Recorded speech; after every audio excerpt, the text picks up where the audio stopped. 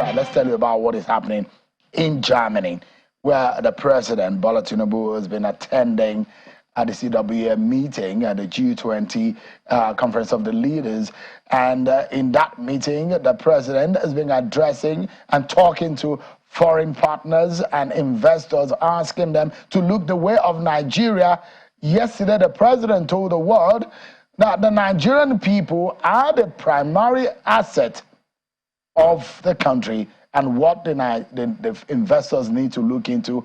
The president is also saying that democracy in Nigeria is being standardized and stability is returned to the country by the passage and the transition of government. He also said that in Nigeria is trying to work on the rule of law to ensure confidence in the system. Take a listen to President Tinubu.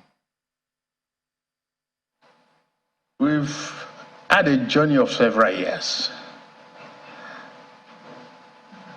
Nigerians, business, and German investors. But we are taking a new bend.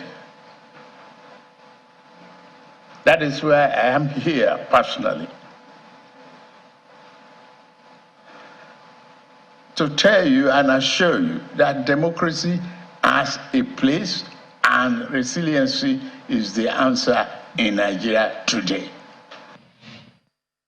That's President Bola Tinubu. We will be speaking with the Minister of Foreign Affairs, Ambassador Yusuf Tuga, to give us an understanding of some of the benefits and some of the gains from that conference.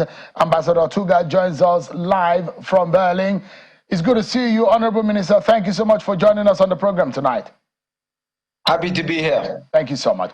If there are low-hanging fruits from that trip by the president, it does look like the president would have sent representatives to that meeting, but saying that he went there personally, it meant that there was something that he wanted to take seriously out of that meeting. What would you say is the biggest deal that Nigeria was able to strike in Germany? There are so many biggest deals, not just one, because they're all big. Some are continuation of what has been going on. For instance, the Siemens electrification project, which was slowed down considerably. President Bola Tinubu has made it possible for that project to take off again with speed.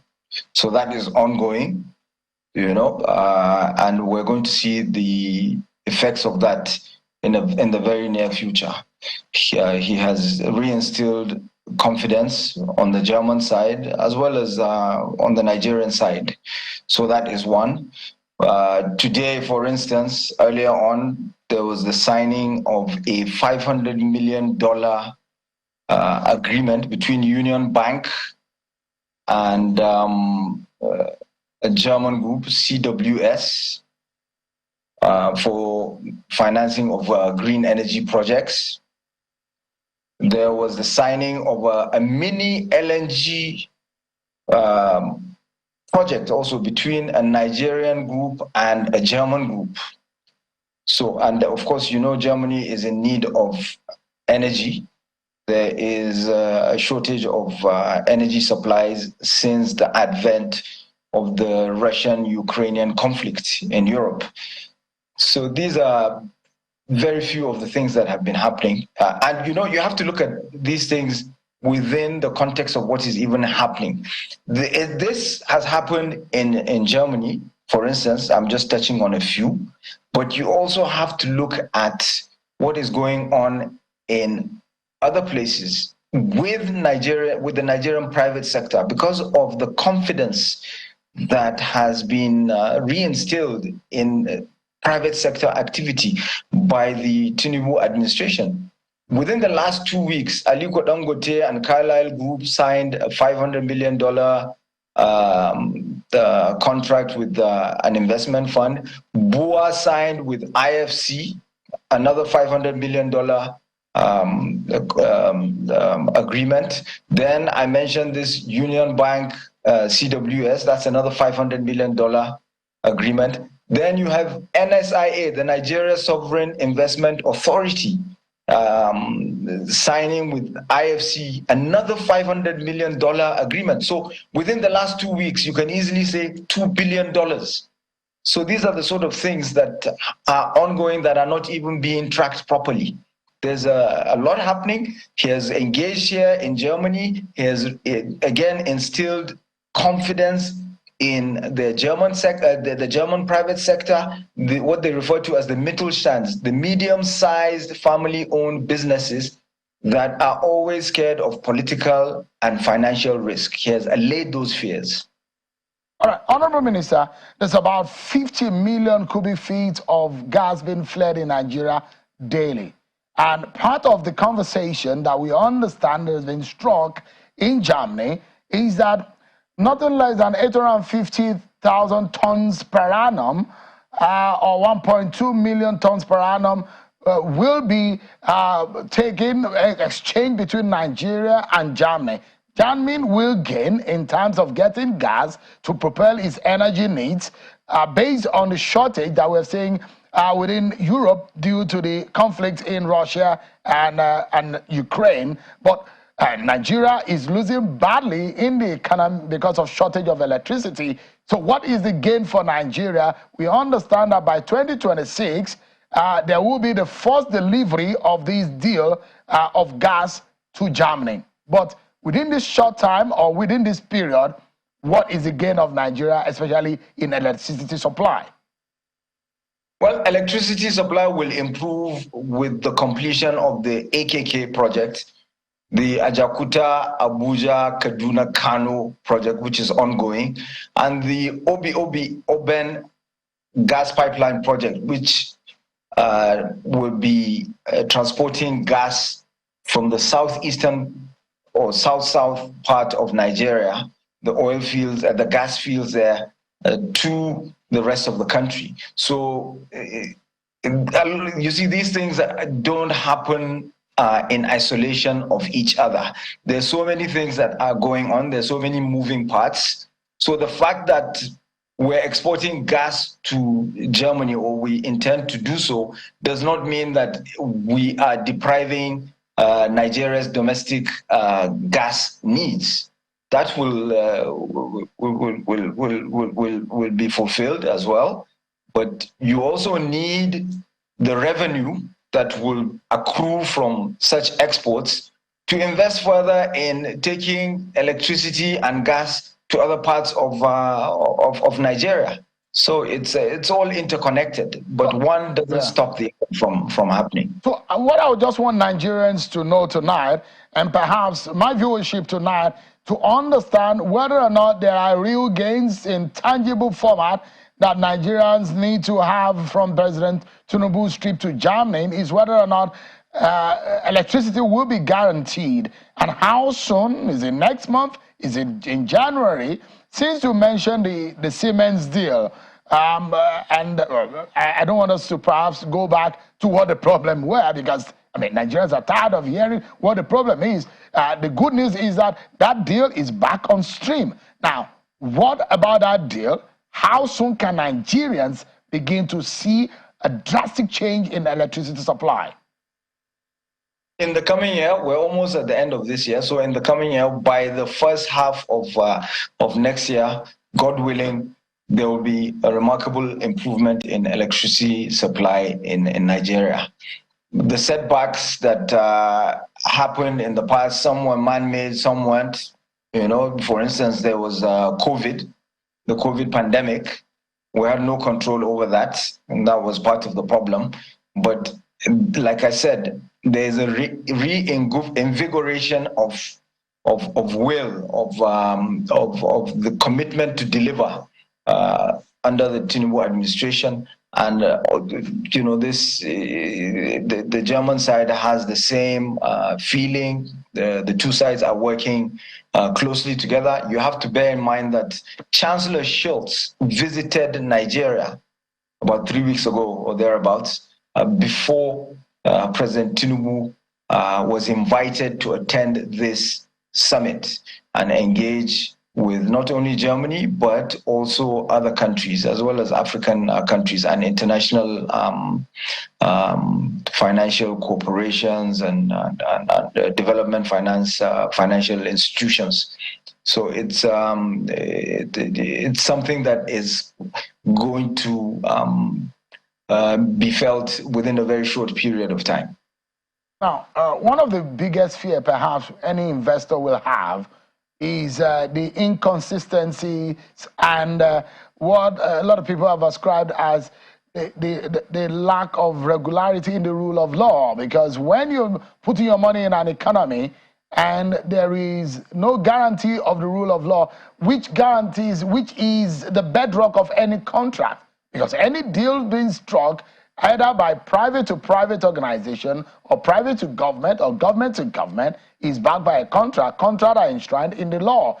Now, there have been series of deals in Nigeria where the inconsistencies in the rule of law and administration of law in Nigeria are frustrated.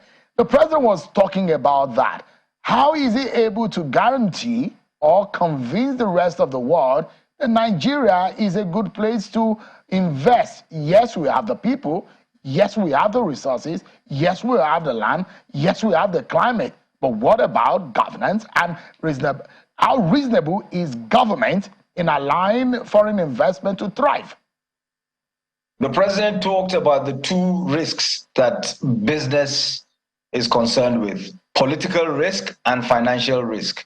Political risk is mostly to do with instability. He explained to them how Nigeria from 1999 to the present day has been able to go through transitions. In the past, we never could get past 4 years without a military intervention under a civilian administration. 1960 to 66, when there was a military coup, it was just one term. By the second term, the civilians were thrown out by the military. 1979 to 1983, same thing happened. There was a hybrid system that happened in 1993. There was a legislature, governors without the president. That was defenestrated as well. But from 1999, we had a transition for the first time from one term to another under President Obasanjo. Then there was a change from one individual to another under the same party. The system was further tested when a sitting president passed away. His vice president took over. That was a testing of the resilience of our system. And then eventually that sitting president lost an election for the first time ever in Nigeria to an opposition party. And so democracy is well entrenched in Nigeria. This provides for comfort, and democracy goes hand in hand with the rule of law, with good governance. And these are things that are really, taking shape in Nigeria. So that's political risk on one hand. Financial risk, we are designing structured solutions to address the risk of putting money in our economy and losing your money, along with policy predictability, secure property rights, and effectiveness of contracts. And Nigeria also has the advantage of having sectoral funds, such as the Nigeria Incentive-Based Risk-Sharing System for Agricultural Lending, which is a $500 million credit risk guarantee, which is in place. We have the Nigerian Content Development Fund. You have the Solid Minerals Development Fund, which during the Olaf Scholz visit, signed an agreement with a German solid minerals explorer for lithium.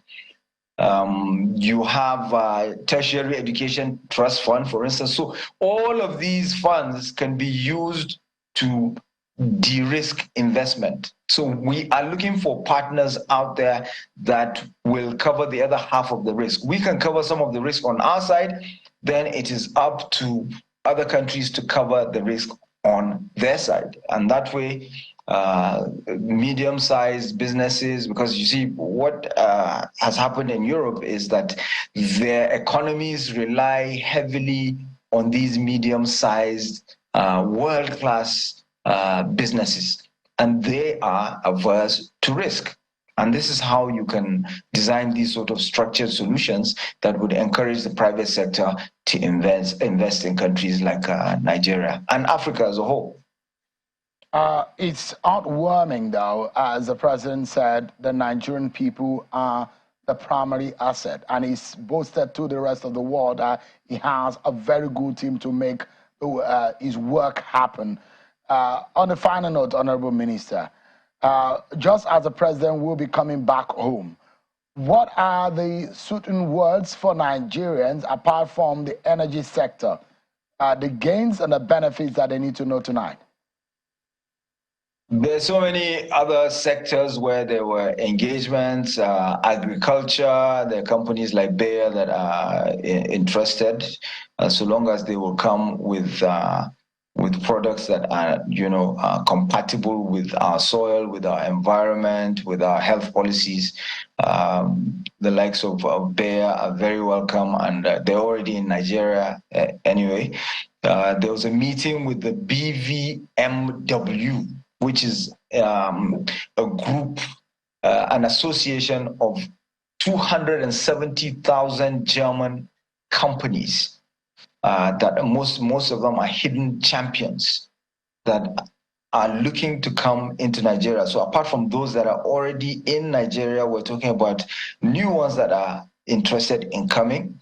The likes of Deutsche Bank that were there present in the meeting. They're willing to support and fund projects even further in Nigeria. They're already in Nigeria. Then you're talking about also addressing the issue of irregular migration. So job for the youths using what is referred to as